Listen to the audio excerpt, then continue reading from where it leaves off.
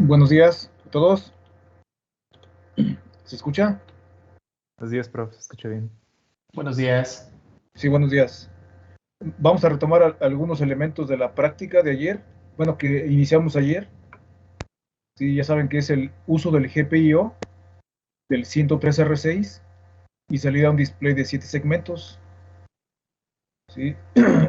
Bueno, ya saben, ¿no? Ya explicamos el código, ¿sí? ¿Cómo definimos? Ahí quedó pendiente cómo es que se obtienen estos códigos, ¿sí? A ver, déjenme ver si... Ok, bueno, se escuchó una señal rara, entonces no sé si fue intencional o fue voluntario. Digo, hay que apagar el micrófono, o no sé de dónde habrá venido esa señal, quién sabe. Sí, les comentaba, entonces, ¿cómo se obtienen estos códigos? ¿Sí? Por ejemplo, el 0, ¿sí? Su código es 0x0, 0xc0. ¿tá?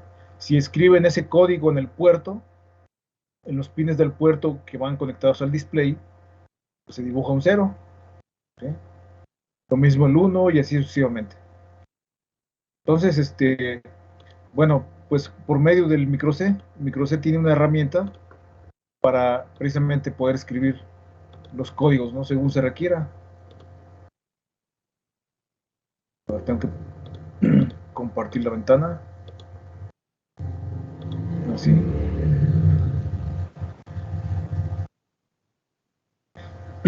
Bueno, es este. ¿Sí? Este código ya se los pasé. Y bueno, entonces se van a Tools, 7 Segment Editor. Ahí.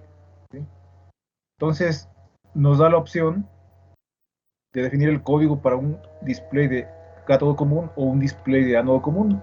¿Sí? Entonces, si se dan cuenta el 0, pues dan clic en los segmentos que requieren. ¿Sí? Y dependiendo del tipo de display, pues aquí nos muestra su código. ¿Vale? Por ejemplo, la F. A ver, la F, ¿cómo iría? Así. Bueno, esa es la E. ¿Sí? Su código en ánodo común es 0x86. La F, 0x8e. ¿Sí? ¿Sale? Entonces, ya saben que en la práctica pues, se pide que ustedes personalicen los caracteres para que se escriba cada una de las letras de su nombre, empezando por los apellidos y luego por los nombres. ¿Sí? Profe, Sí. ¿Y se podría hacer en decimal o es requisito que sea en hexadecimal? Porque estoy viendo que también hay una opción ahí, ¿no? De decimal. Combíneme eso en hexadecimal. ¿Sí? ok. Simplemente tengas que ponerle un decodificador. ¿Sí? Si mandas el dato en decimal, a lo mejor requieres un decodificador además. ¿Sí? Para el Ok. Entonces es más directo en Gracias. hexadecimal. ¿Está bien? Sí, profe, gracias. Sale, entonces ahí tienen esa herramienta, ¿no? Ese código pues ya se los pasé.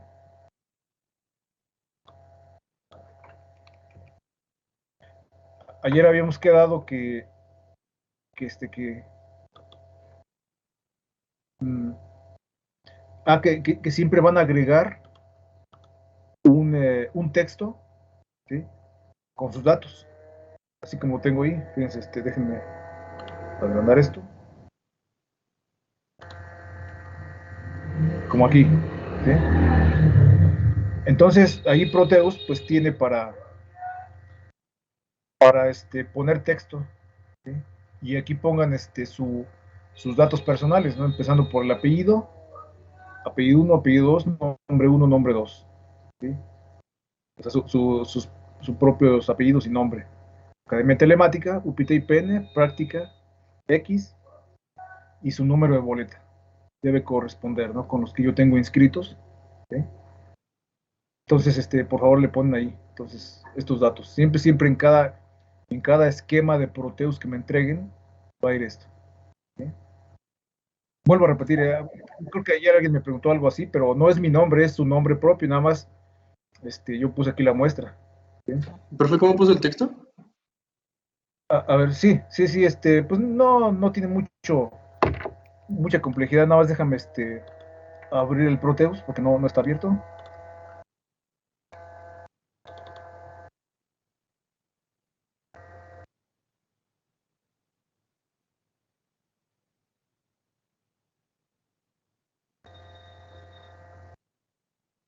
Ya me acordé por qué me había tomado la decisión de mejor dar la clase en Upita, ¿no? Por los vendedores.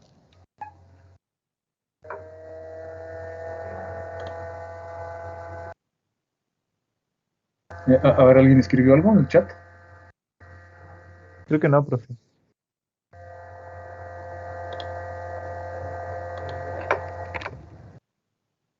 Otro profesor me escribió.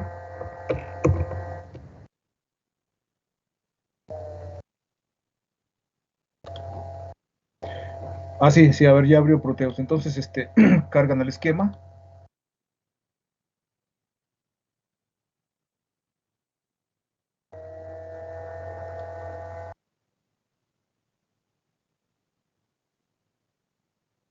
Bueno, sí, les comentaba de todas formas, pues nada es perfecto en la vida, ¿no? Entonces, pues las ventajas que hay allá no las hay aquí y las que hay aquí no las hay allá y viceversa, ¿verdad? Pero bueno, vamos a tratar de hacerlo, lo voy a hacer híbrido, ¿verdad? Entonces, este, siempre que se pueda, pues iré para allá. Ah, sí, entonces, ¿cómo ponen texto? Pues simplemente clic derecho, place, ¿sí? Y aquí está, pueden hacer dibujos también, líneas, cajas, círculos, texto, símbolos, ¿sí? Si le ponen texto, simplemente escriben la cadena que quieren, OK, ¿sí? Bueno, y la pueden mover, le dan clic a la flechita, ¿sí? Y así personalizan entonces su esquema para demostrar pues que ustedes son los autores de dicho esquema. ¿Sí quedó claro este compañero que me preguntó? Sí, profe, gracias.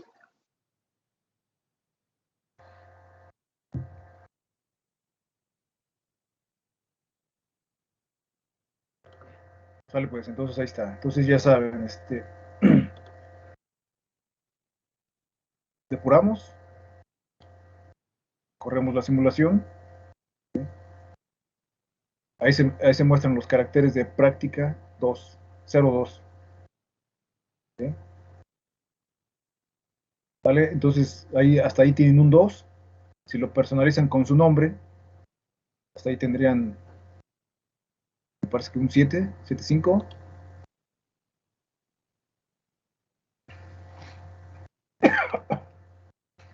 Si le ponen tres displays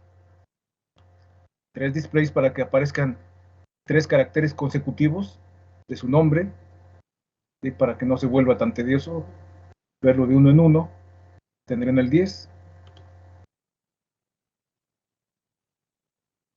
¿Sale?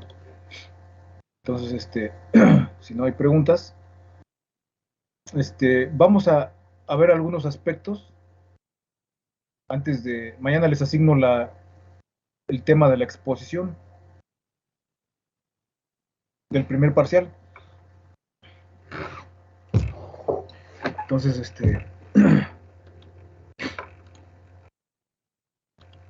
esa presentación ya la tienen ustedes.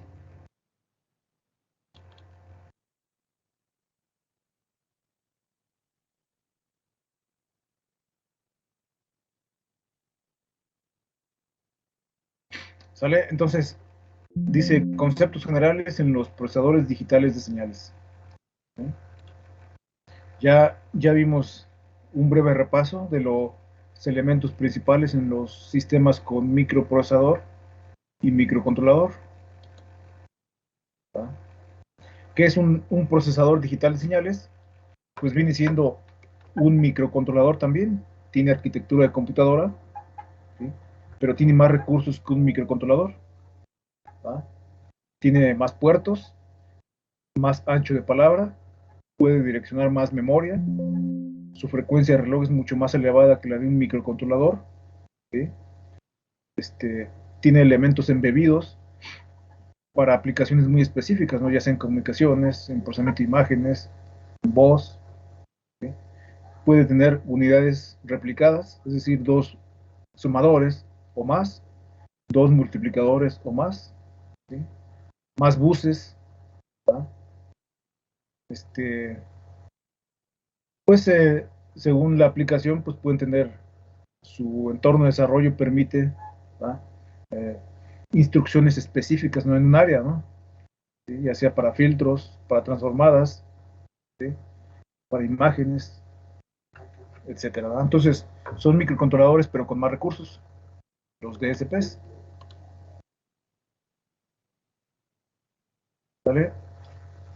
Bueno, entonces, rápidamente definimos lo más fundamental del tema, que ustedes ya conocen por sus materias de señales y sistemas, procesamiento digital de señales, ¿sí? Teoría de las comunicaciones, etcétera, ¿no? ¿Qué es una señal? Una señal, pues, es una cantidad física que varía en el tiempo y que porta información, ¿sí?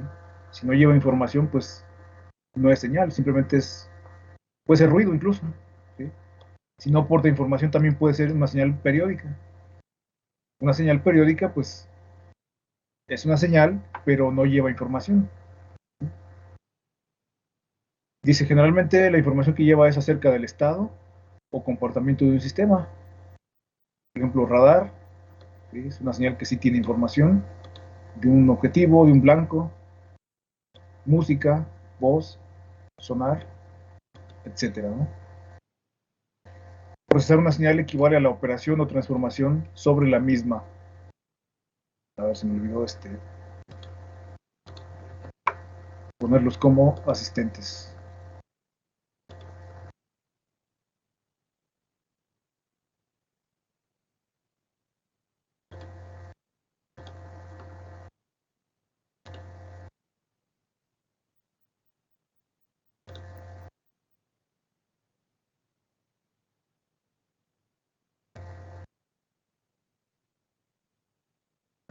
Estoy compartiendo toda la pantalla. Solo voy a compartir la pura presentación. Sí, ahí tenemos. Procesar digitalmente una señal es una operación o transformación de una señal en un hardware digital, ¿sí? Según reglas bien definidas, las cuales son introducidas al hardware a través de un software específico, ¿sí? El cual, pues, puede manejar lenguajes tanto de alto como de bajo nivel, ¿verdad? Entonces, procesamiento digital de una señal es aplicar un algoritmo de procesado digitales de señal, que puede ser una operación de filtrado, FIR, filtrado IR, una transformada rápida de Fourier, ¿sí? Este, pues un filtro Kalman, por ejemplo, ¿ah? O etcétera, ¿sí? Eso significa procesar digitalmente una señal.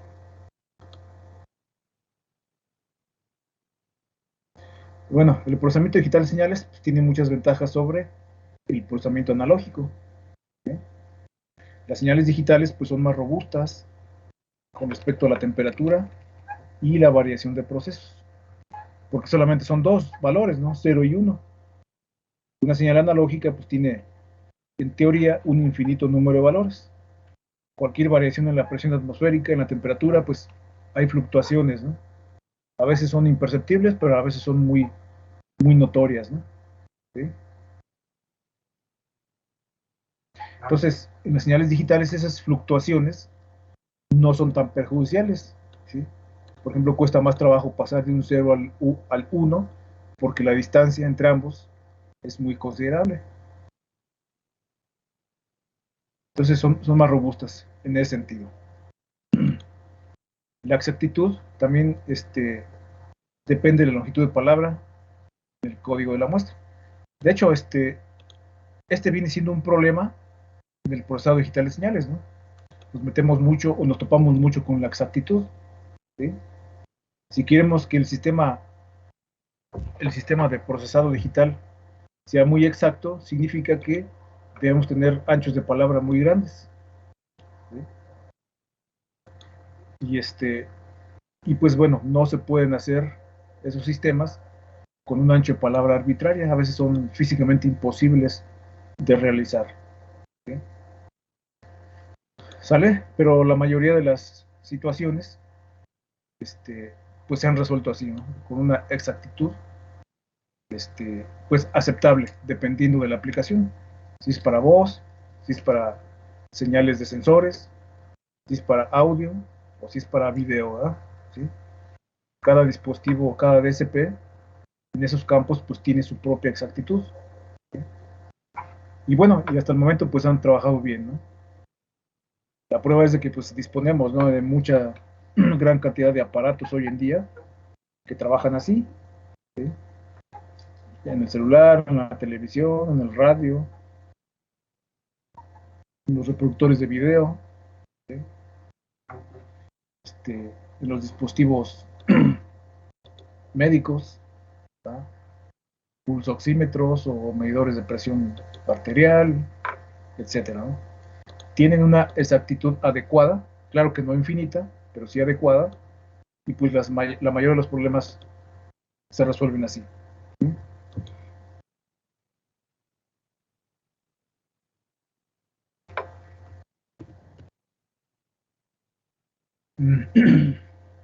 Bueno, además de las técnicas de procesamiento digital de señales pueden cancelar el ruido y la interferencia mientras se amplifica la señal. ¿Sí? Esto para los sistemas analógicos, esto no es tan sencillo, ¿sí? Porque si queremos amplificar una señal analógica, ¿sí?, siempre va a ir mezclada con interferencia y con ruido, y al momento de amplificarla, pues también se amplifica el ruido, ¿sí? Es muy complicado, aplicar estas técnicas de cancelación de ruido y interferencia, que sí se puede hacer relativamente fácil en los sistemas de procesamiento digital de señales, ¿sí? Por mencionar algunas, ya llevaron, por ejemplo, protocolos o transmisión de datos, ¿sí? Las técnicas de control de errores en la transmisión, pues se pueden aplicar también aquí, o se pueden aplicar filtros adaptativos, ¿sí?, o filtros así muy de banda muy estrecha para extraer ciertas señales específicas indeseadas, ¿sí? Bueno, tienen mayor flexibilidad los sistemas de procesamiento digital de señales. Más flexibilidad en el sentido en que pues tomamos un sistema de procesado digital de señales, ¿sí?, pues lo utilizamos para resolver algún problema, lo programamos y lo reprogramamos tantas veces sea necesario, ¿sí?, hasta que cumplan con las especificaciones, ¿sí?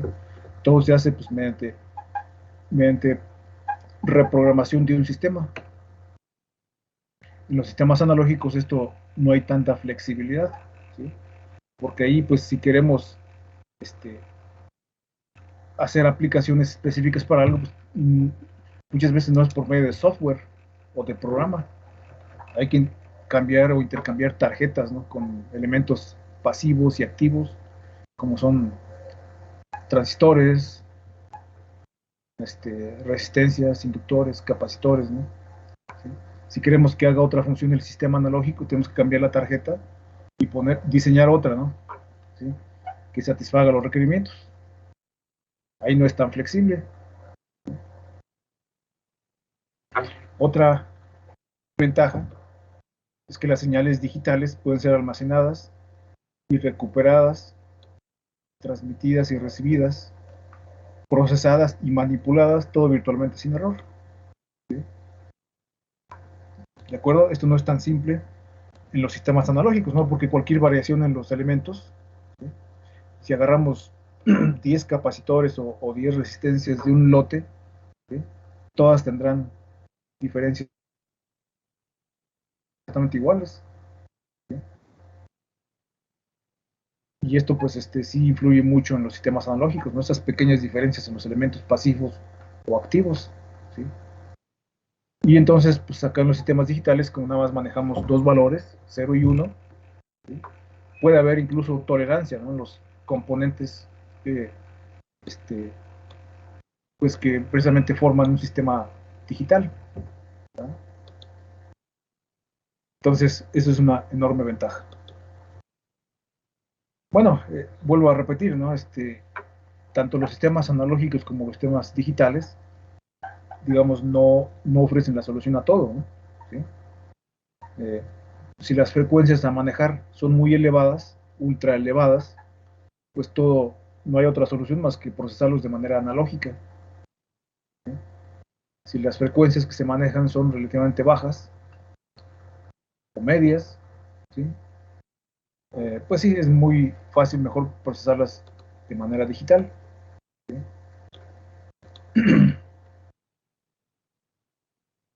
Aquí tenemos una actividad, es nada más por curiosidad.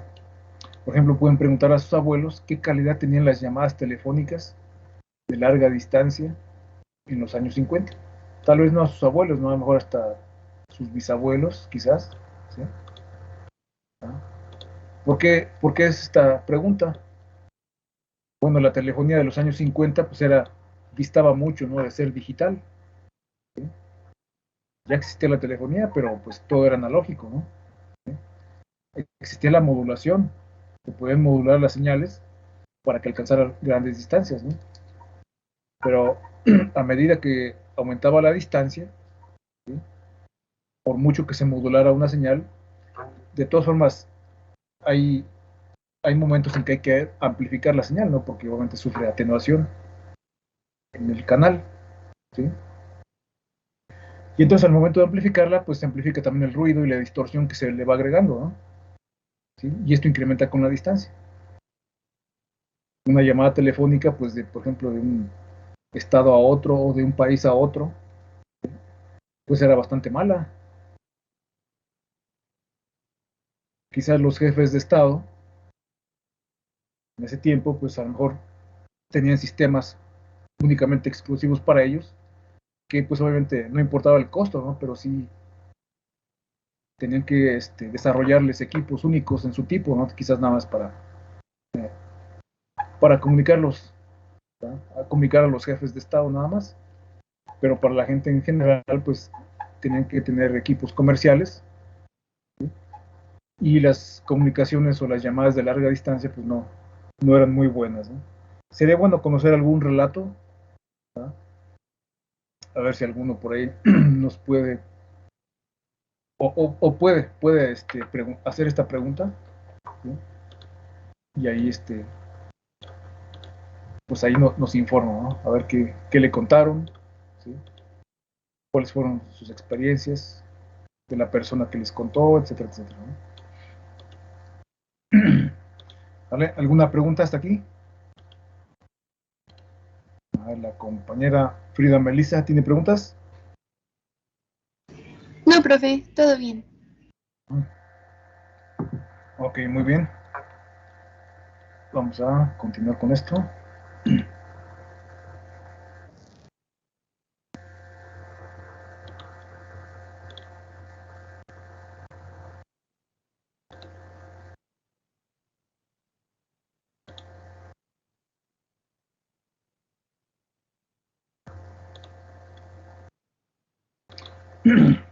¿Vale? Entonces, bueno, ya lo comenté, ¿verdad? El procesamiento analógico de señales es indispensable para sistemas que requieren extremadamente altas frecuencias, ¿sí?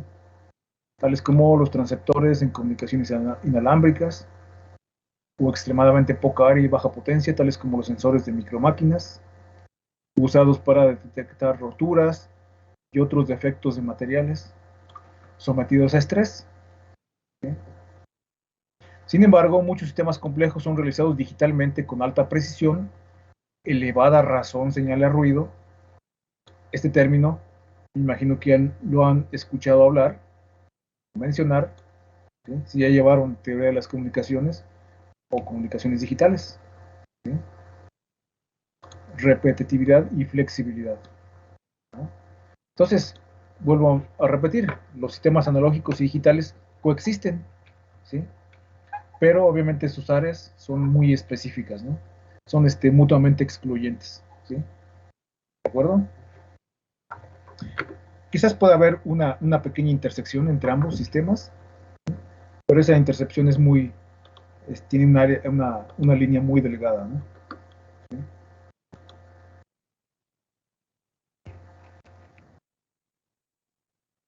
Sistemas con DSP, bueno, puede haberlos de varios tipos.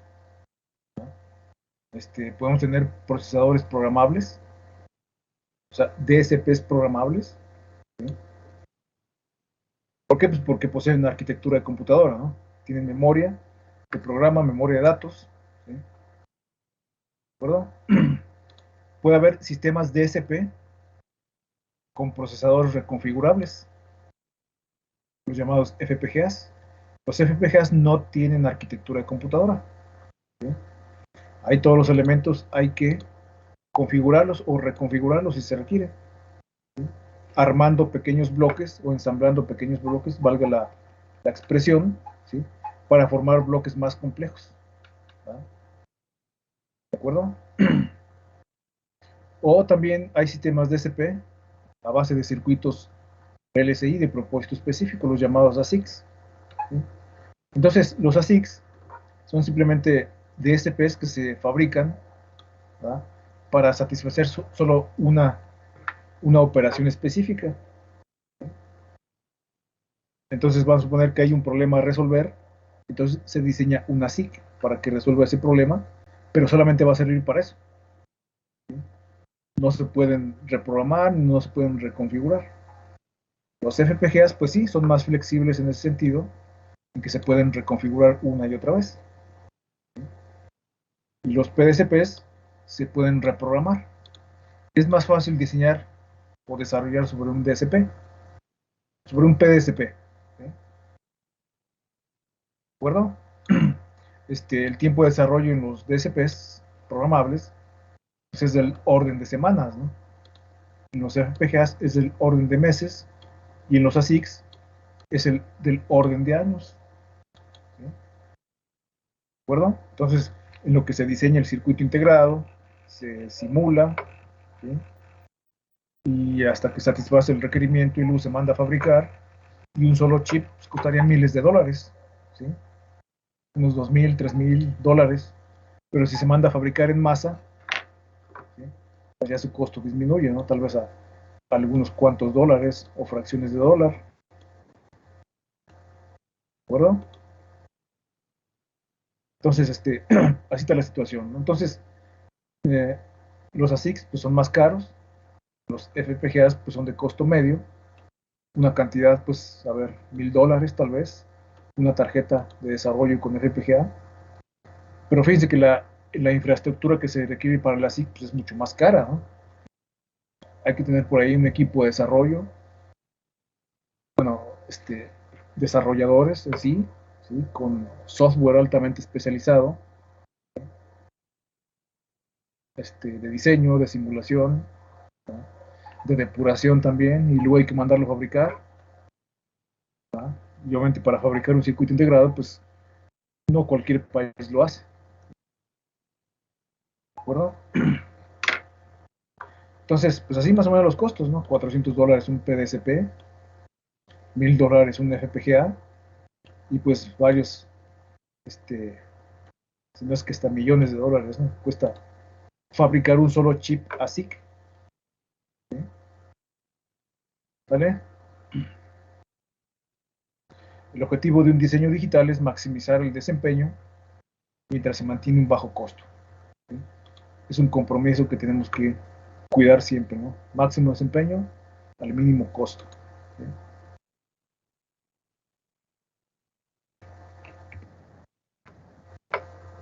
Maestro, habló del costo de producción, pero ¿eso es el costo de venta o aumenta? El costo de producción. Sí, sí, porque, bueno, si te refieres a la SIC, ajá, el costo de producción de No, un pero solo... me refiero a que eso cuesta producirlo, pero ya cuando lo venden es más caro, ¿no? ¿O lo venden a ese precio?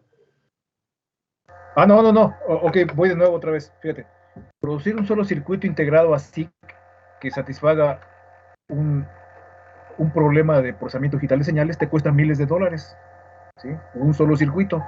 Pero si tú ya tienes asegurado un mercado y ya tienes dónde aplicar ese ASIC que mandaste diseñar, lo puedes pedir por lotes, ¿no? De varios cientos de dispositivos. Y el costo entonces disminuye, ¿sí? No sé si ahora sí me explico mejor. Sí, ya, maestro, gracias. Sí. Entonces, obviamente, pues, a menos que tengas mucho dinero y muchos recursos, pues, si quieres nada más producir un solo circuito integrado, pues sí, lo puedes mandar a fabricar a Taiwán, a China, no sé, a Europa. Te saldrían $10,000 tal vez. ¿No? Pero, como te digo, si tú ya tienes un mercado asegurado, ¿sí? Ya tienes dónde aplicarlo precisamente en un aparato, ¿no? Que tú hayas ya fabricado y patentado y todo eso, lo montas ahí. Si lo pides por miles, ya no te cuesta cada uno $10,000, ¿no? Sino ya te va a costar unos cuantos dólares cada uno, ¿sí? Porque solamente así conviene, o así este, pues producir por grandes cantidades, ¿sí? Les conviene más a los a las fábricas, ¿no? de producción de circuitos integrados, ¿sí? Si se los pides por lotes grandes. ¿Sale? A eso me refería. Bueno, entonces, repetimos otra vez. Son los tres grupos en los que se dividen los procesadores digitales de señales, ASICs, PDSPs, FPGAs, y últimamente, en los últimos años, podemos agregar un cuarto elemento, ¿no? Los llamados ASSPs, ¿sí?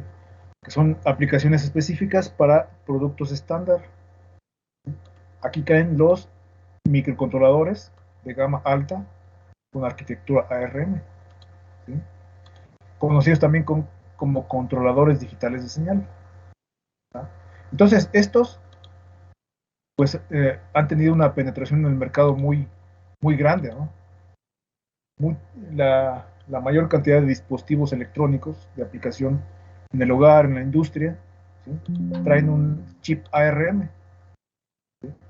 ¿Por qué? Pues porque su arquitectura, entre otras cosas, y como se fabrica bajo licencia y hay muchos fabricantes que compiten entre sí, y entonces los costos disminuyen pues, para que sean precios competitivos, ¿sí?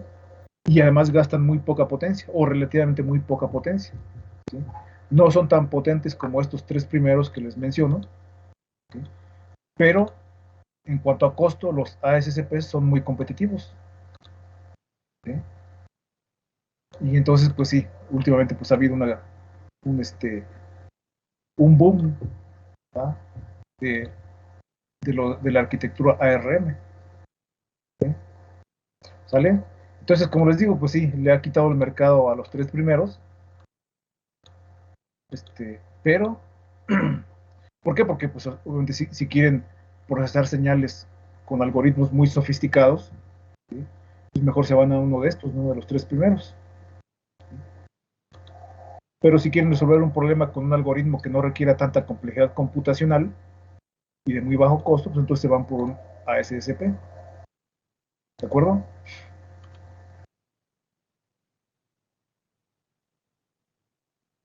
Bueno, esta ya está fuera de contexto en la actualidad, pero así más o menos hasta el año 2005, ¿sí? Se comportaban los dispositivos, ¿no? En estos tiempos más o menos los FPGAs pues no estaban tan, apenas empezaban a introducirse en el mercado, y ahorita ya 2020 ya digamos que un FPGA pues ya supera a un PDSP en desempeño. En el eje X tenemos más o menos los años a partir de los cuales han estado apareciendo, y en el eje Y pues la complejidad, ¿no? Que resuelven en unidades de MIPS, millones de instrucciones por segundo, ¿sí? 1.000 millones de instrucciones por segundo, actualmente pues superan ya los 100.000 millones de instrucciones por segundo, ¿sí? Y más todavía, ¿no? ¿Sale? Entonces aquí pues ya el FPGA ya decimos que supera los PDSPs, aunque son más caros. ¿Por qué? Porque son tan rápidos, digamos, los FPGAs y los ASICs. Bueno, pues porque el concepto de paralelismo se aplica mucho en ellos. ¿Sí? Un PDSP ya viene de fábrica. Si ya de fábrica sale con 2 unidades aritméticas, ¿tá? Tú ya no le puedes poner más. ¿De acuerdo? En un FPGA tú puedes diseñar o desarrollar, ¿sí?, un sistema que tenga 4 unidades aritméticas, por ejemplo, o tal vez 8, ¿sí? Entonces incrementas el nivel de paralelismo y todo se hace más rápido. Lo mismo en el ASIC, ¿sí? ¿Por qué el paralelismo incrementa la rapidez de procesamiento?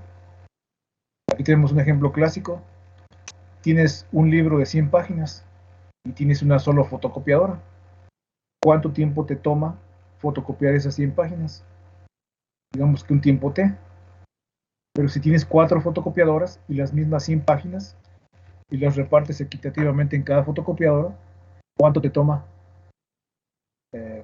fotocopiar el libro? Pues por lógica T sobre 4. Incrementas la velocidad, ¿no?, de procesamiento con el paralelismo, ¿sí? Y ese paralelismo está muy presente en los ASICs y en los FPGAs. ¿Sale?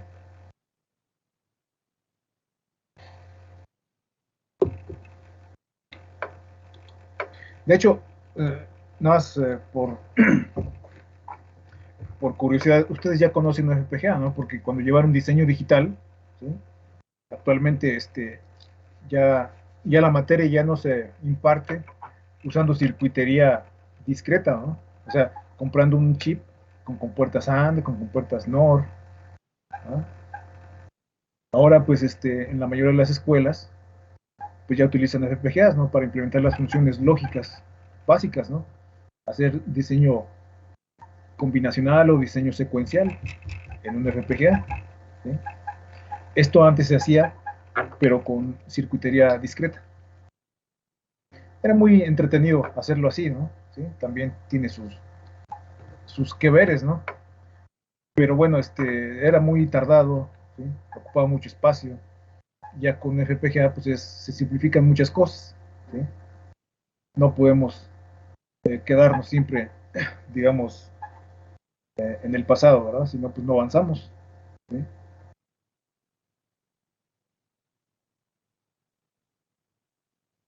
¿Vale?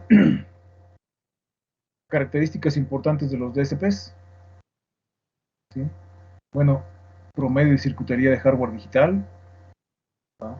Cuántos miles de transistores por área poseen, ¿no? Bueno, obviamente cuando aumenta ese promedio, pues gasta más potencia. Si metes más transistores en un área más pequeña, pues lógico es que tu consumo de potencia se va a ir a las nubes, ¿sí? Pero obviamente, pues procesas más rápido, ¿verdad? O puedes procesar más cosas en una menor cantidad de tiempo, ¿no? Pero a costo de gastar potencia, ¿sí? Espacio área que ocupan, promedio de disipación de potencia para realizar una tarea dada. Esto va muy de la mano con el promedio de circuitería también. Aquí como dato, aquí tenemos un ARM, una matrícula de un ARM. Nosotros utilizamos el STM32 F103. Este es el 446, ¿sí? Este no lo puede simular Proteus. Para que se den una idea, más o menos anda alrededor de unos 450 pesos, ¿sí? Se programa vía USB. Y vean los anteriores, ¿no? $400 un PDSP, unos $1000 una tarjeta con FPGA, obviamente para orientar procesamiento digital de señales.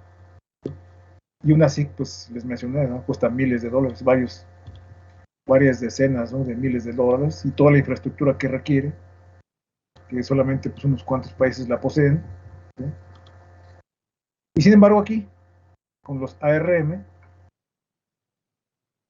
pues ya tenemos un precio muy accesible, ¿no? Y podemos hacer pues muchas cosas, ¿no? También.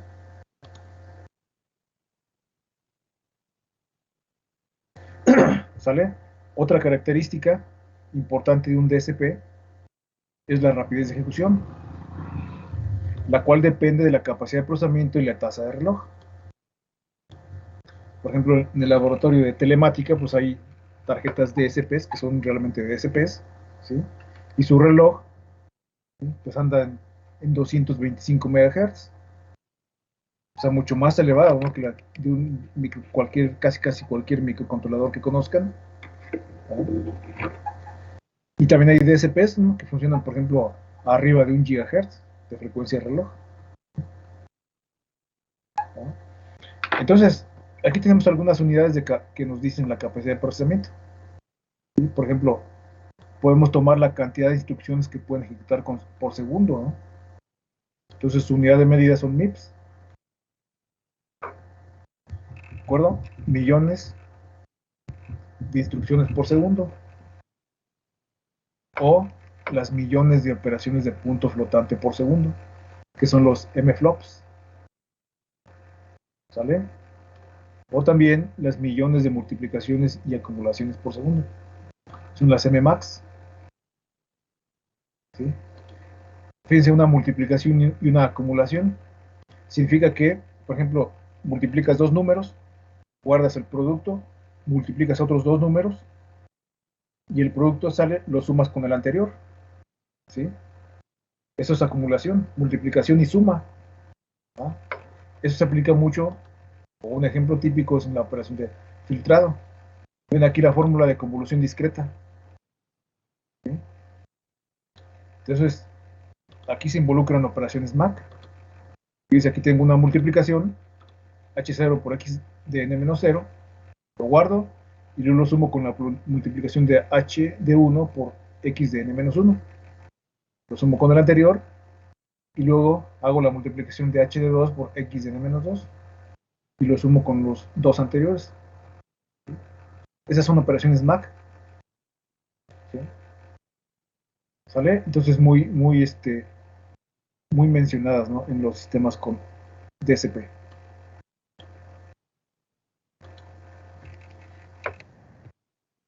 Otra característica de los DSPs es la longitud de palabra finita, ¿no? Que obviamente pues eh, no podemos utilizar palabras o ancho de palabra infinito, ¿no? Porque el sistema es irrealizable. Tenemos que utilizar siempre palabras finitas, ¿sí? 16 bits, 32 bits, ¿sí? Pero surgen ahí dos problemas, ¿no? La cuantización y el ruido de redondeo, ¿sí? Entonces, debido a la precisión que utilizamos de acuerdo al ancho de palabra, pues tenemos cierta cuantización y ruido de redondeo, ¿sí? Entonces hay que saber manejar estos dos efectos nocivos para que no nos afecten en el procesamiento, que estemos haciendo, ¿no? Dice, un filtro digital con un enorme ruido de redondeo no es de utilidad, aun cuando tenga mejor desempeño en términos de área, rapidez o consumo de potencia, ¿sí? Por ejemplo, si estamos utilizando un filtro digital con anchos de palabra de 8 bits o un filtro digital con anchos de palabra de 24 bits, ¿quién tiene mayor ruido de redondeo? Pues el de 8 bits, ¿sí? Entonces ahí el procesamiento va a ser muy, ¿cómo les diré? Muy inexacto y habrá mucho error con un sistema de 8 bits que con un sistema de 24 bits, ¿sí? ¿Sale?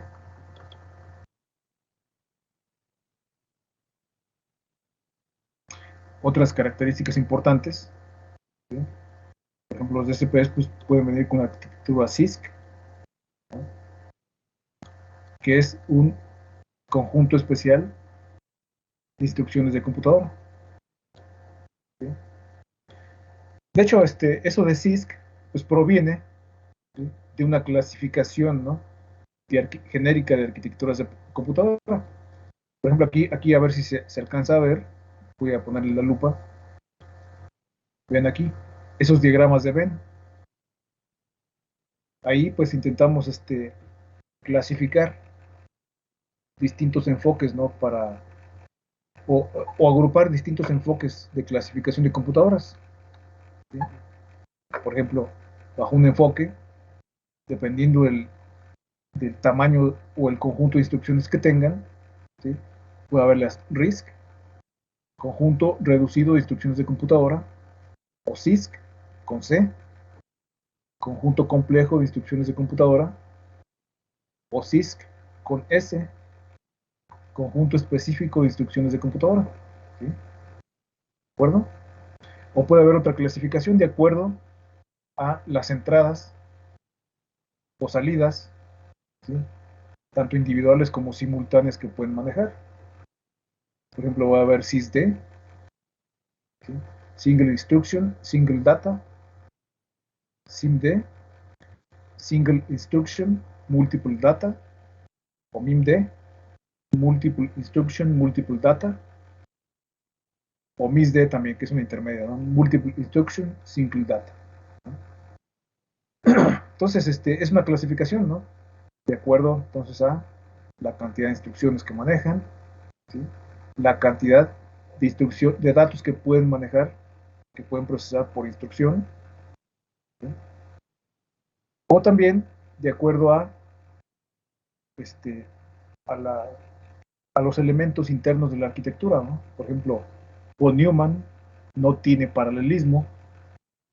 Harvard tiene paralelismo porque cuenta con un bus separado para la memoria de datos y un bus separado para la memoria de programa. O una Harvard modificada, ¿no?, ¿sí?, que agrega más buses y memoria caché, ¿no?, para incrementar el nivel de paralelismo, ¿sí? Entonces ven ahí la clasificación, ¿no?, digamos así, un poco superficial, un poco somera, ¿no?, de las arquitecturas de computadoras, ¿sí? Digamos que siempre hay una intersección entre ellas, comparten elementos comunes, ¿sí?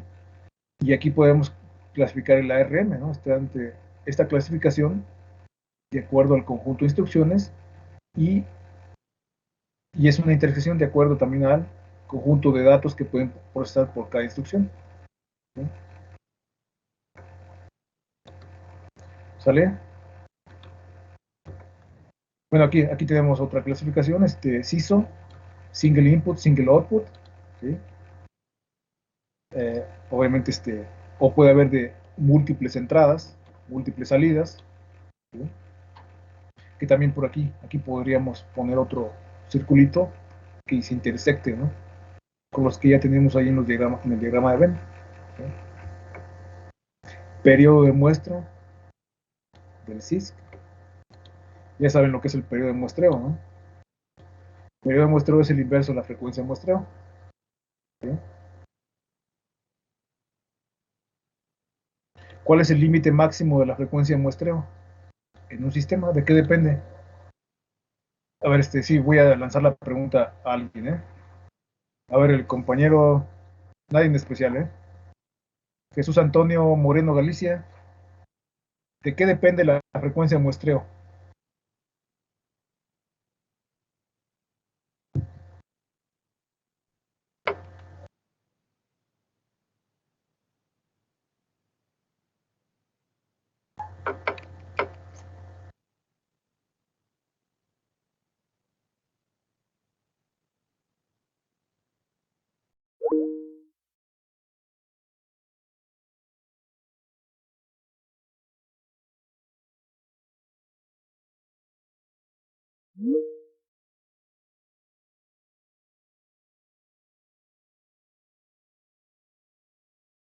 ¿Qué, no me escucho o qué?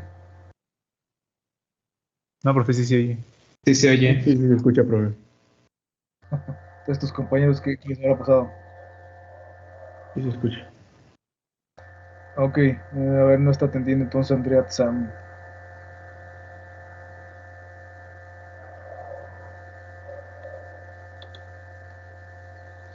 Bueno, pues pueden responder también, hombre, pues no sé, o no he llevado la materia o lo que sea. Del ancho de banda, ¿no? Depende. El ancho de De la banda de la señal. señal, así es. De eso depende Depende. la frecuencia de muestreo, ¿sí? Ujú. Ciertamente, ¿no? Porque la frecuencia de muestreo es como mucho, no, al menos 2 veces el ancho de banda, ¿sí? O 2 veces la frecuencia máxima que tiene una señal. ¿Ah? ¿Eso quién lo dice? ¿El teorema de quién? De Nyquist. Nyquist. Nesquik. Nesquik. Nyquist, algunos le llaman Nyquist, Kotelnikov también, que son justamente dos precursores, ¿no? de esa teoría de los sistemas discretos, ¿sí? ¿Vale? Entonces, sí, es el teorema de Nyquist-Kotelnikov. Bueno, vamos a continuar. ¿Sale? Entonces, bueno, eso fue una tarea 1 en su momento. La siguiente semana, ahorita no, mañana nada más les voy a dejar el tema de exposición, ¿sí? Y pues damos suficiente tiempo para que lo preparen y ahí llenan el rubro así de exposición para la calificación del primer parcial, ¿sí? Todos tienen que exponer, pues, si no exponen, pues perderían 25% de la calificación. ¿Sale? Esto fue una tarea, ¿no? Que dejamos en otro momento, ¿no? Investigar sobre la taxonomía de Flynn, ¿no? Entonces, este precursor de la teoría de las computadoras, ¿sí? Pues dio esta clasificación, ¿no? A las arquitecturas de computadoras, ¿no? Si eran SysD, Single Instruction, Single Data, SIMD, Single Instruction, o sea que una sola instrucción podría procesar múltiples datos. MISD, Multiple Instruction, Single Data, ¿sí? O MIMD, Multiple Instruction, Multiple Data, ¿no? Aquí caerían, digamos, las supercomputadoras, ¿no? ¿Sí? O computadoras vectoriales, ¿no? También. Y otras arquitecturas, ¿no? Que bueno, que se supone que en arquitectura de computadoras, pues ahí debieron haber visto más a detalle, ¿sí? Esas clasificaciones, ¿no? La RISC, la CISC, CISC con S, que la utilizan los DSPs, ¿sí? Conjunto de instrucciones específicas. ¿Específicas para qué? Pues para procesamiento digital de señales. Y estas dos, pues son más genéricas. La RISC y la CISC con C son más genéricas.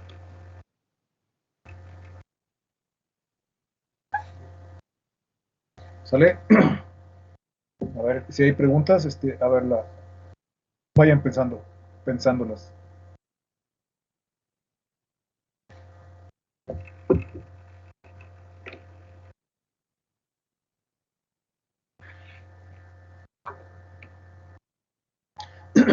¿Sale? Entonces, seguimos con el listado de características importantes de los DSPs, ¿sí? Capacidad de cómputo en tiempo real, o sea que los sistemas de cómputo en tiempo real tienen que tener esas 4 subcategorías: predictibilidad, estabilidad, controlabilidad y alcanzabilidad, ¿sí? Déjenme ver si hay definición al respecto de estas.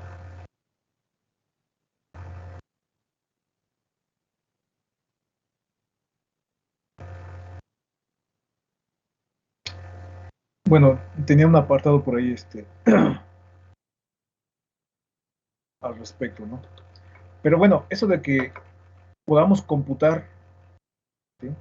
Tiempo real, en otras palabras, o sea, o otra equivalencia de predecible, estable, controlable y alcanzable, significa que se debe cumplir esta desigualdad que tengo ahí, TP menor que TS, o sea que el tiempo de procesamiento debe ser menor que el periodo de muestreo, ¿sí?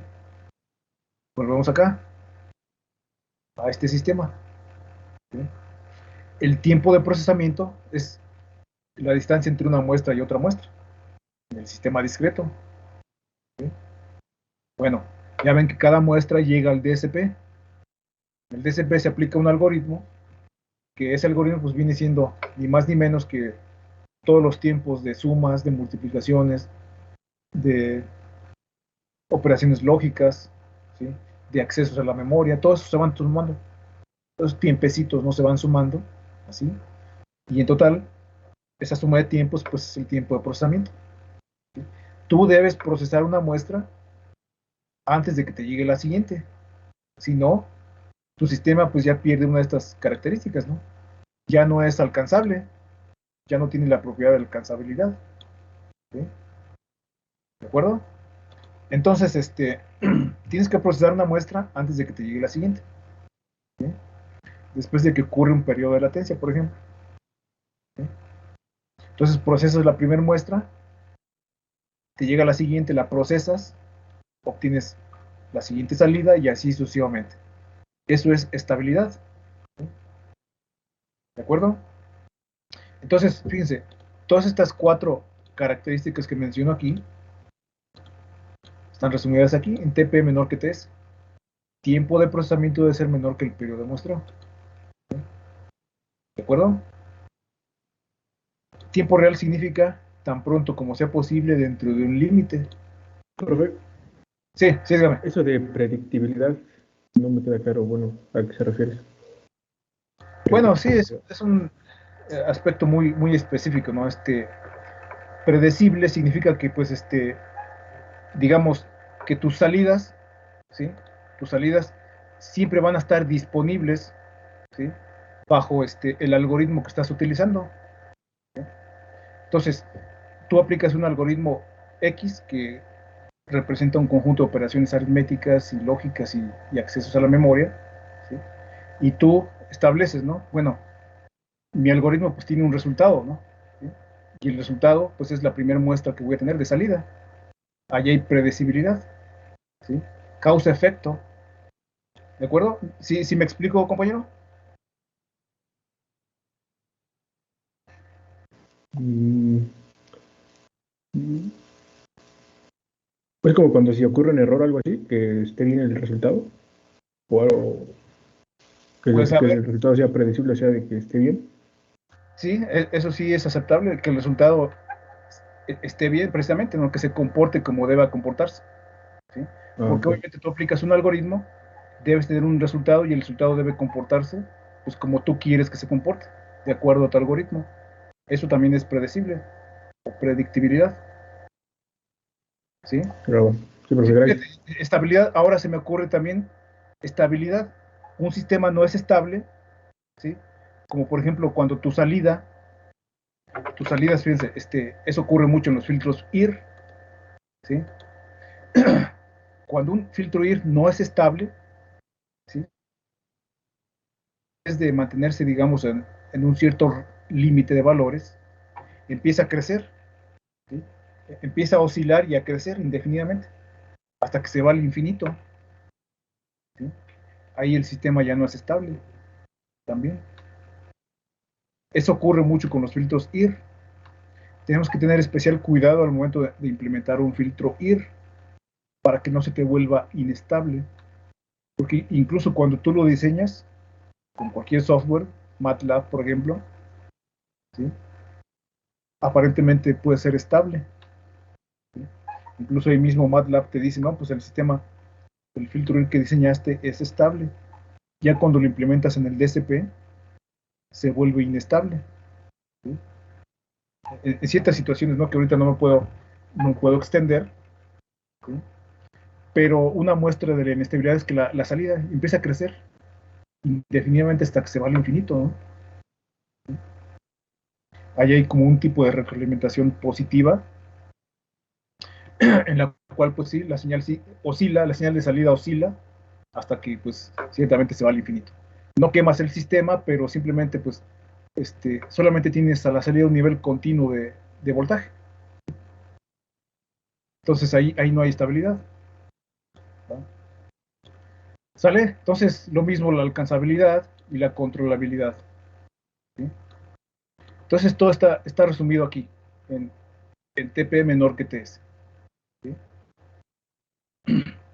¿Sale? De hecho, por ahí, déjenme ver si aparece aquí más adelante, digamos, una definición formal de estos 4 elementos, ¿no? A ver si no se me borró.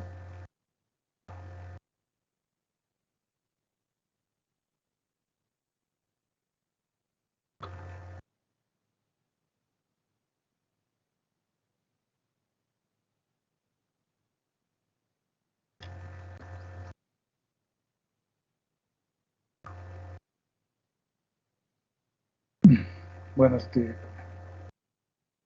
al parecer no está ahí, pero digamos, estos 4 conceptos los tenía definidos en un apartado, ¿sí? En un apartado cada uno, de manera formal, ¿no? Creo que los tomé ¿cómo se llama? De la Wikipedia, ¿sí? Tal vez en otra versión de esta presentación los tenga, ¿sí? Ahorita los busco, ¿no? Y si requieren definiciones más formales, pues lo checamos, ¿no? No hay problema. ¿Sale? Entonces, a ver, tiempo real, tan pronto como sea posible dentro de un límite,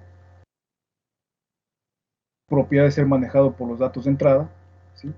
El sistema con DSP debe estar procesando siempre y cuando tenga información, ¿sí? Tenga información en su entrada, ¿no? ¿De acuerdo? Si hay señales o hay muestras que están ingresando al DSP, entonces el DSP debe estar activo. Cuando no hay señal de entrada, entonces el DSP debe detectar esa condición y debe ponerse en estado de bajo consumo, ¿sí? ¿Sale? Muchas operaciones aritméticas a una tasa muy elevada, es otra característica de un DSP. Los DSPs ejecutan algoritmos iterativos y muy repetitivos. Es lo que una vez les comentaba, ¿no? Que, programando a bajo nivel, ¿sí? Utilizando código ensamblador, por ejemplo, el código ensamblador se ejecuta en menor cantidad de tiempo que con respecto al código C. ¿De acuerdo? Bueno, los algoritmos de DSP son muy iterativos y muy repetitivos. Entonces, esos puntos así muy repetitivos de un algoritmo se pueden hacer en lenguaje ensamblador, ¿sí? Son, digamos, unas cuantas líneas de lenguaje ensamblador, pero como se están repitiendo muchas veces, ¿verdad? Entonces podemos ahí acortar tiempos de procesamiento. Toda la estructura del programa está en C y solamente puntos muy críticos los podemos en ensamblador. ¿Sí? ¿Y por qué hacemos eso? Porque digamos que no se cumple esta condición, que TP menor que TS. Entonces, si no se cumple, pues hay que resolver el problema de alguna manera, optimizando tu programa, optimizando tu algoritmo, ¿sí? Y si sigue sin recortarse, TP, o si sigue sin cumplirse esta igualdad, ¿sí? Pues tienes que verlo de otras formas, ¿no? ¿Tá? Tienes que hacerlo de tal forma que si es necesario que te ahorres el último ciclo de reloj y el último bit de memoria, pues lo haces para que se cumpla esta desigualdad. ¿Cuál sería la siguiente opción si ya hiciste todo? Ya optimizaste tu programa, tu algoritmo, ¿sí? Ya te ahorraste hasta el último bit de memoria y el último ciclo de reloj. ¿Qué queda por hacer? ¿Qué proponen ustedes?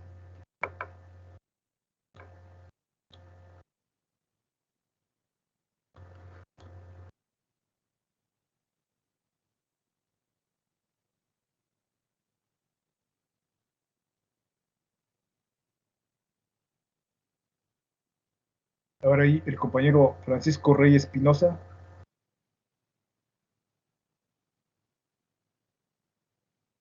Sí, profe, Sí, pues ya intentaste de todo, ¿sí? ajá. Como te digo, ya detectaste los puntos muy repetitivos de tu programa y esos puntos muy repetitivos ya las pusiste en el lenguaje ensamblador, ¿sí? Ves que se te acortan los tiempos de procesamiento, pero aún no alcanzas todavía TP menor que TS, ¿sí? Y dices, no, pues a ver, voy a utilizar más memoria, O a ver, ¿qué más podría hacer? Pues ya optimicé mi algoritmo, ¿sí? Ya eliminé la mayor cantidad de operaciones redundantes, ¿sí? Y sigo sin alcanzar esto, ¿no?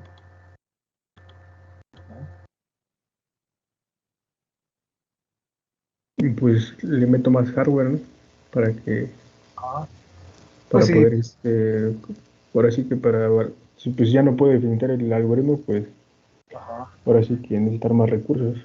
Sí, o sea, O perder Marcos, cierta información en la señal en vez de ajá, muestrearla a su ancho de banda, pues ni ajá. modo, es perder cierta información y a ver qué sale.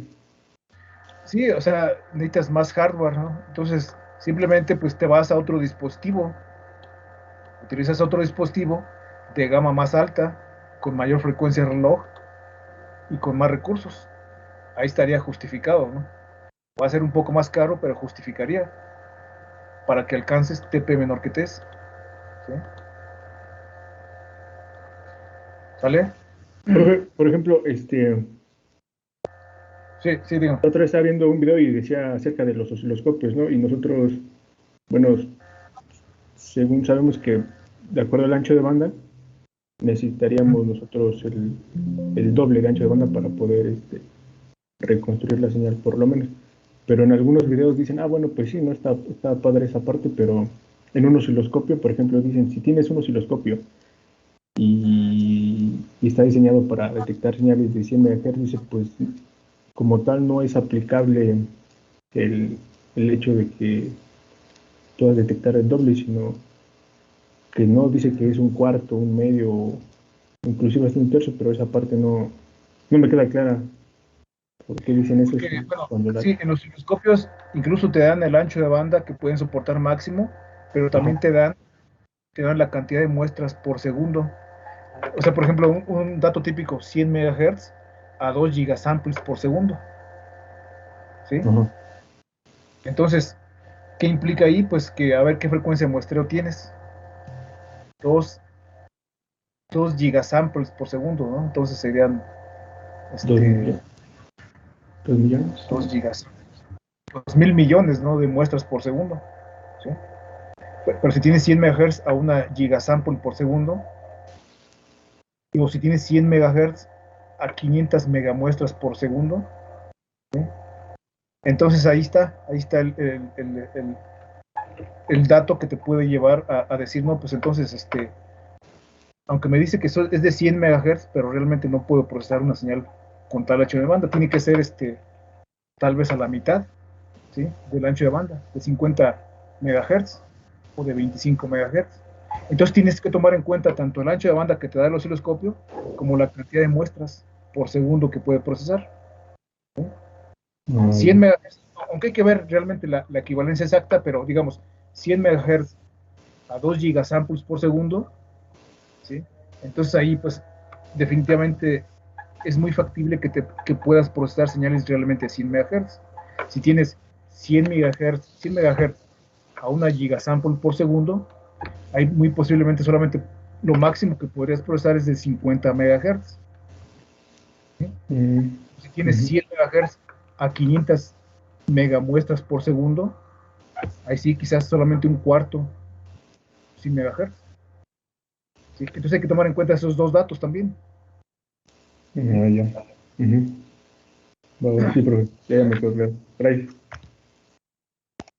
Ok, sí, sí, a ver, estaba buscando ahí en una presentación anterior, yo tenía definidos estos cuatro conceptos, ya me entró la curiosidad también.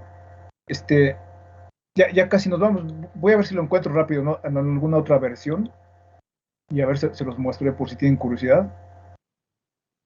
Solo que no recuerdo exactamente, a ver dónde buscarla.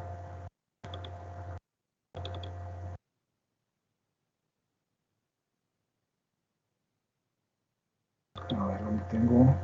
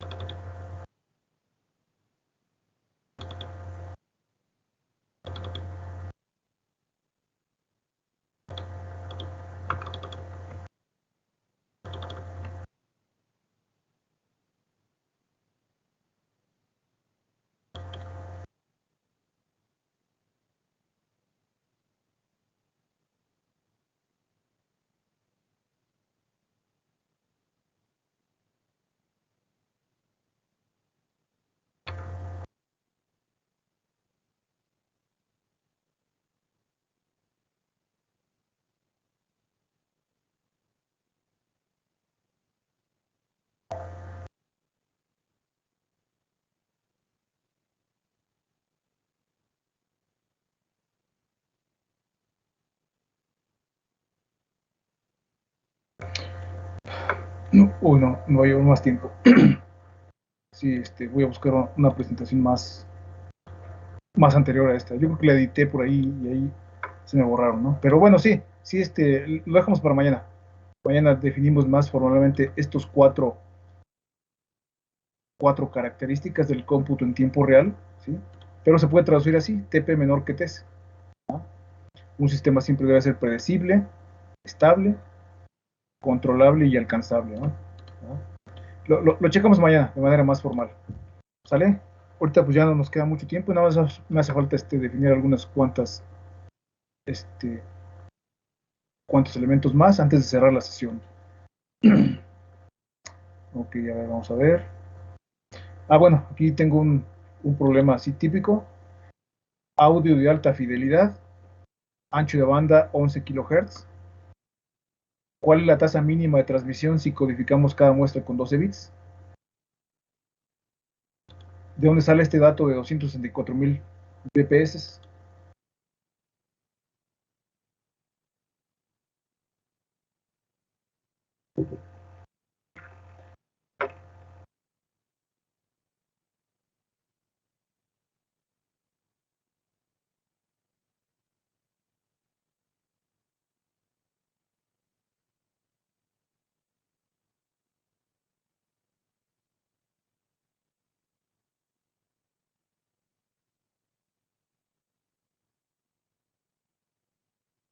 A ver, ancho de banda 11 kHz.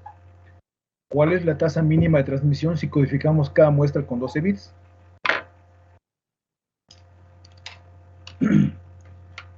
Pues 11 kilos por 12 y después el doble, ¿no?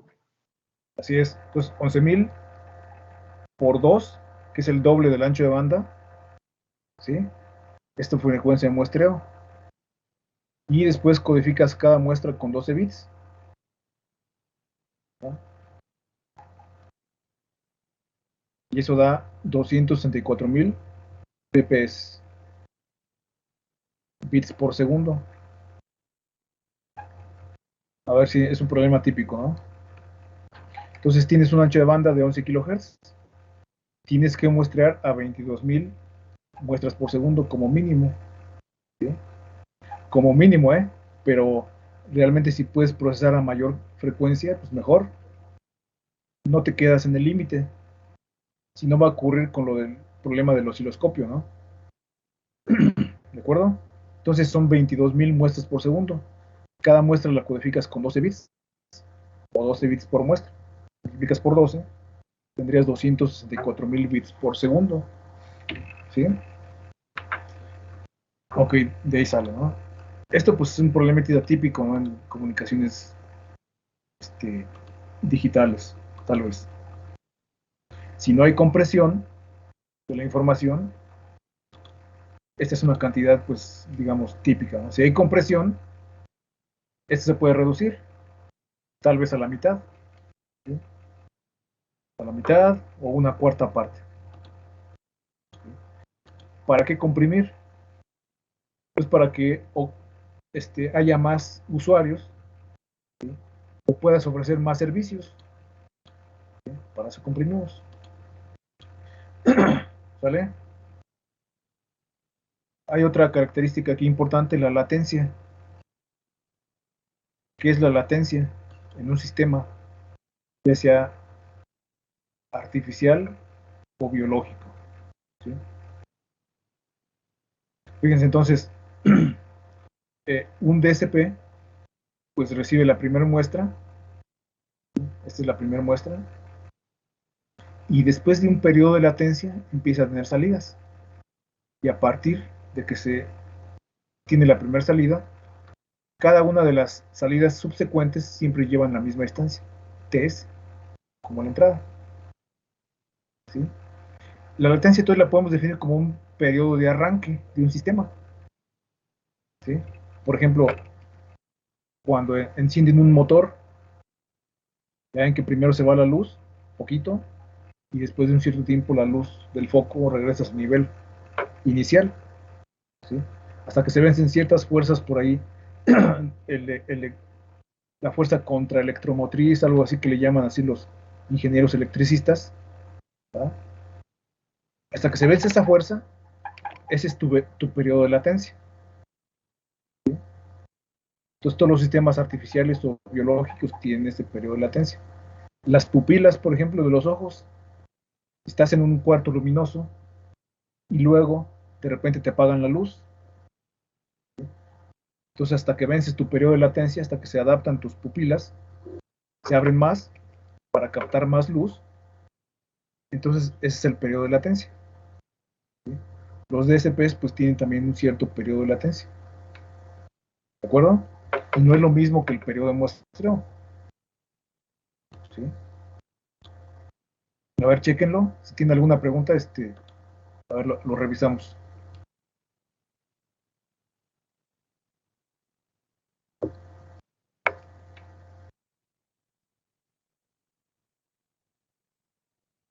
Si observan aquí, vean las muestras, ¿qué orden tienen las muestras? No es el orden natural. Se supone que primero va x de 0 y luego le sigue x de 1 y x de 2. Esta es simplemente una representación, ¿no? Que hacemos. Así siempre lo representamos cuando vamos a simular en MATLAB o en algún otro paquete similar. ¿Sí? ¿Sale? Entonces el orden natural es primero x de 0, luego x de 1 y así sucesivamente.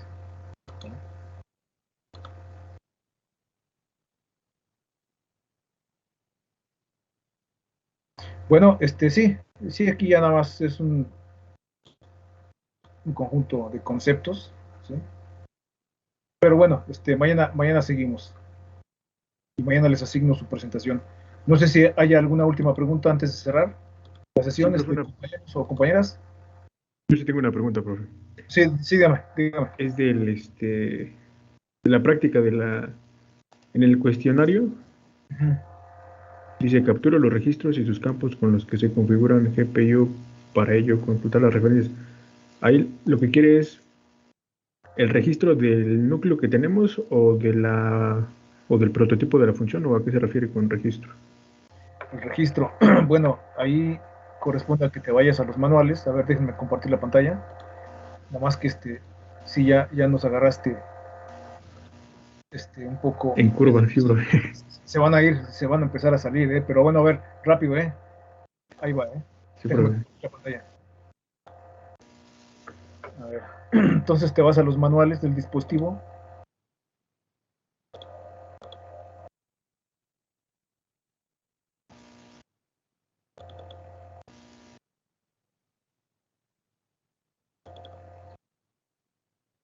A ver, ¿dónde va?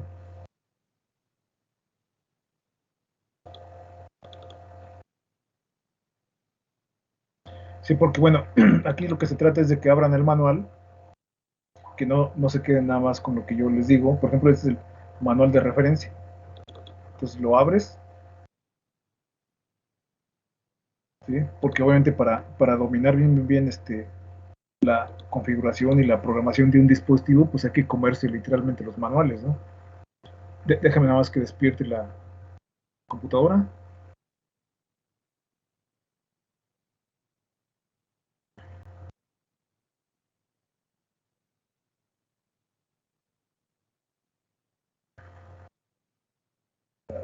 No me hace quedar mal, ¿eh?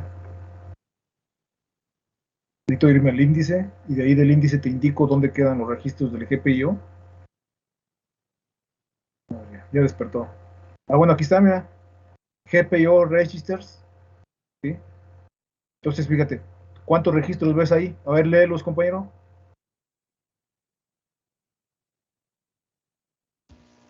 GPU Port Mode Register, GPU X Mode. Bueno, solo Bueno, Mother. desde el 1 a son 11. Ajá. Ajá. Es el Mother, O-Typer, O-Speed, PUBDR, IDR, ODR. ¿Contaste 11? 1, 2, 3, 4, 5, 6, 7, 8, 9, 10. 10 registros. ¿Sí? Ah, sí. Bueno, eso es lo que se te pregunta. Le das clic aquí. ¿Y el de mapeo, no? ¿Registro de mapeo ¿Sí? tampoco? Esta ¿Sí? es la estructura del registro, compañero. Ah, ya. Y aquí están cómo se configura, qué representa cada campo. ¿Sí? Del mother, por ejemplo, ¿para qué sirve el mother? Esta es su estructura. ¿Sí? ¿Sale? Es lo único que vas a Ok. hacer. Simplemente lo recortas. Déjame que se abra esta cosa.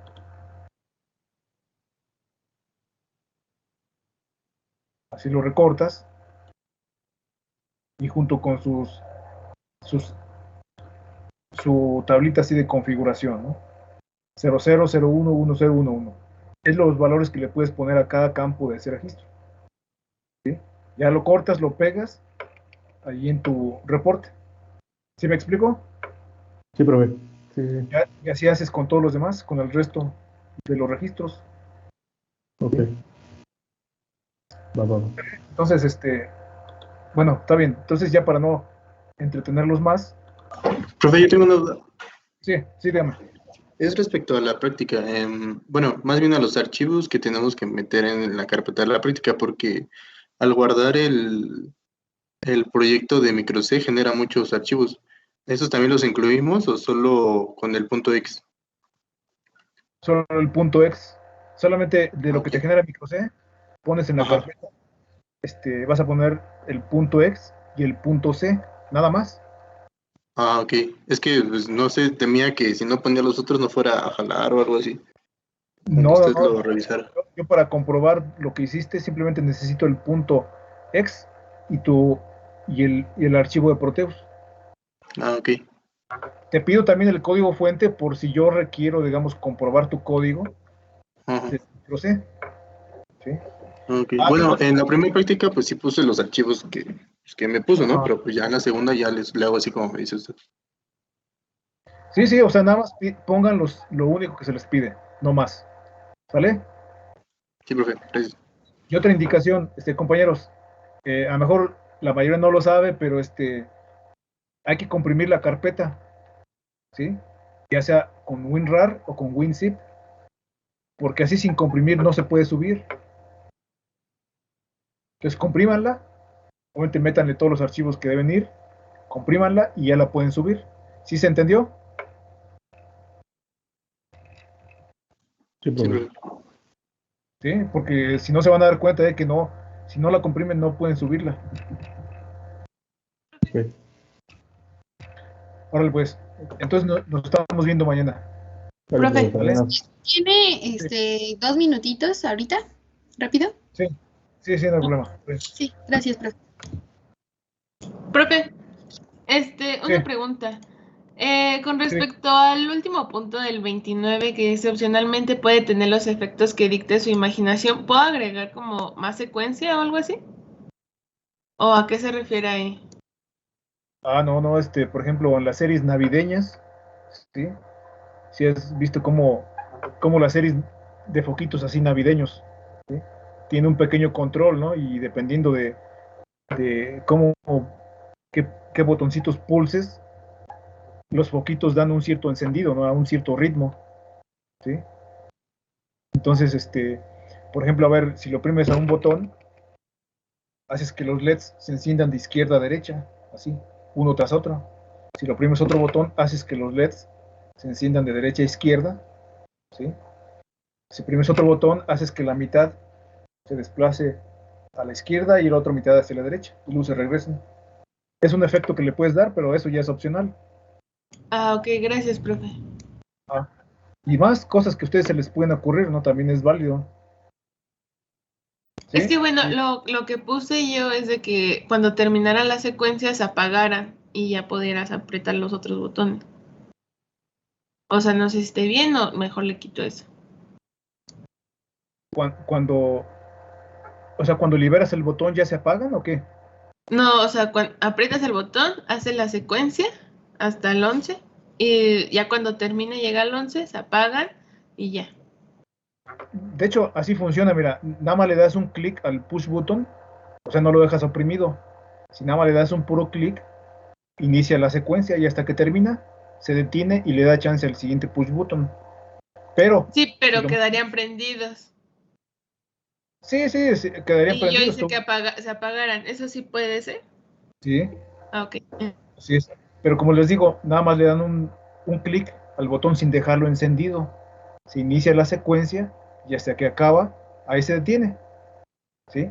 Si lo dejan completamente oprimido, la secuencia va a estar enciclándose. y no le va a dar tiempo a los demás botones de hacer lo suyo. De hecho, así siempre funciona. Si nada más le das un clic sin dejarlo encendido, se inicia la secuencia hasta que acaba, ¿sí? Ya le da tiempo o oportunidad al siguiente botón, ¿sí? De iniciar su propia secuencia. No sé si me explico. Bueno, es Sí, una profe. problemática que van a ver, ¿sí? O que se van a dar cuenta ahí. Sí, ¿Sale? profe, gracias. No sé si ya lo hayan notado. ¿Sí? ¿Está bien? ¿Alguien más? No, entonces nos estamos viendo pues mañana. Está bien, profe. Mañana, profe. Nos vemos. Muchas gracias, Gracias, profesor. profe. Muchas gracias. Sí, hasta mañana.